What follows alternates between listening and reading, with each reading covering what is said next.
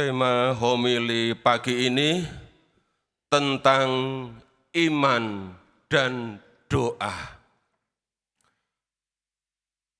Para saudara-saudari yang dikasihi Tuhan, apakah antara iman dan doa itu ada gandengannya? Satu pertanyaan yang menurut saya penting. Karena ada orang yang beriman dan mereka bertekun dalam doa.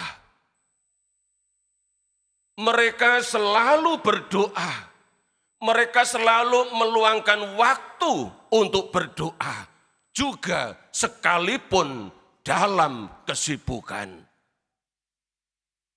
Dan ada orang yang beriman namun jarang atau juga bahkan tidak lagi berdoa. Pertanyaan itu tidak perlu langsung dijawab sekarang. Mari kita kembali kepada Injil.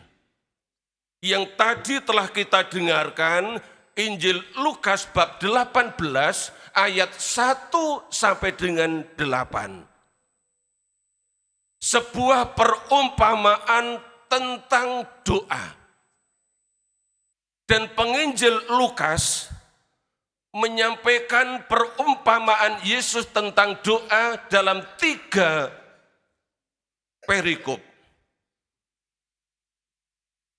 Dalam 3 bentuk perumpamaan. Yang pertama sudah kita dengar pada hari Minggu 27 Juli yang lalu. Tentang doa yang tidak malu-malu. Yang kedua dalam perikop Injil hari ini. Tentang seorang janda yang tidak malu-malu terus menuntut haknya untuk dibela. Sampai akhirnya ia dibenarkan. Dan yang ketiga tentang orang Farisi dan seorang pengemis yang akan kita dengar dalam bacaan Injil minggu depan. Bapak Ibu saudara-saudari yang dikasihi Tuhan, dalam perumpamaan tentang doa yang disampaikan oleh penginjil Lukas kali ini menarik karena ditutup dengan pertanyaan mendasar oleh Yesus. Yang dalam Injil ini disebut Tuhan. Tuhan berkata. Ayat terakhir, kalimat terakhir dikatakan, akan tetapi jika putra manusia itu datang, apakah ia akan mendapati iman di bumi? Pertanyaan ini ada gandengannya yang erat dengan tema doa. Dengan perumpamaan tentang doa di ayat-ayat sebelumnya. Dengan kata lain, Yesus mau katakan, apakah ketika putra manusia itu datang, ia akan mendapati orang-orang yang masih beriman? Apakah ia akan mendapati orang-orang beriman yang masih berdoa?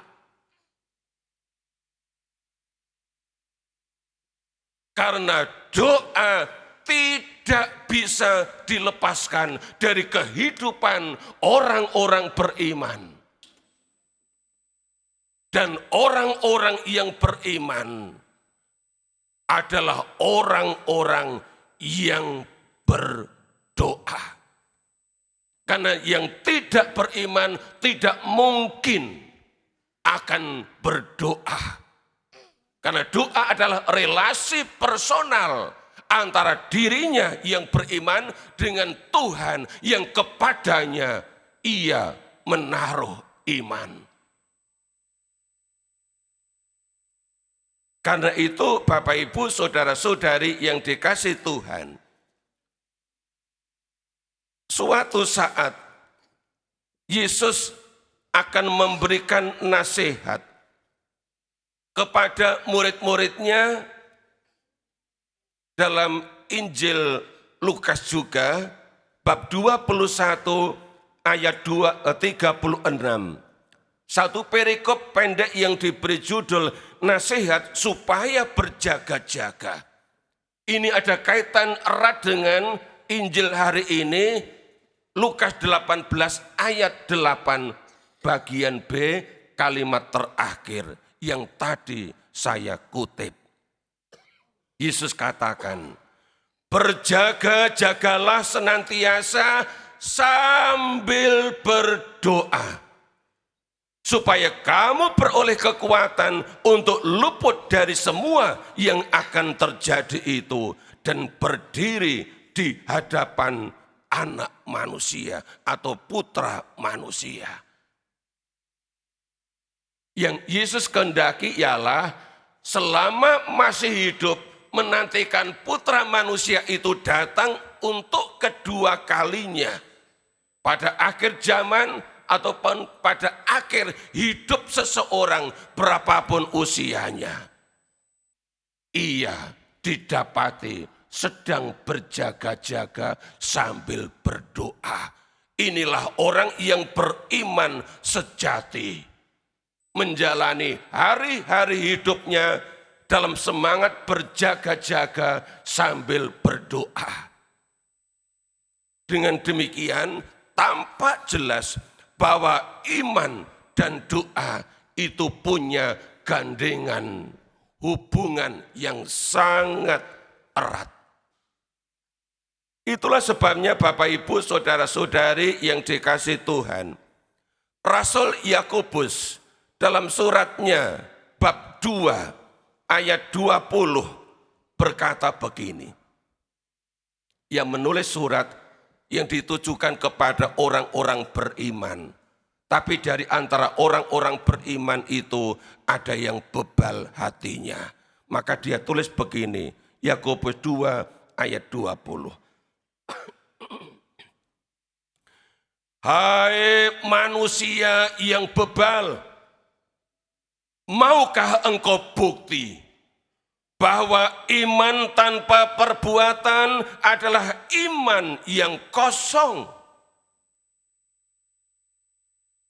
Lalu di ayat 22, engkau lihat bahwa iman bekerja sama dengan perbuatan-perbuatannya, dan karena perbuatan-perbuatan itu iman menjadi sempurna. Berdoa adalah salah satu perbuatan spiritual. Berdoa adalah salah satu tindakan yang dilakukan yang lahir dari iman. Maka orang yang beriman akan berdoa. Dan orang yang sungguh-sungguh beriman, dia akan berdoa selalu. Apapun situasi, keadaan, dan persoalan yang dihadapi setiap hari. Iman itu makin bertumbuh, makin berkembang seiring dengan ungkapan-ungkapan yang dilakukan. Maka di bab berikutnya, Yakobus 5, di ayat 15, dia berkata begini, doa yang lahir dari iman akan menyelamatkan.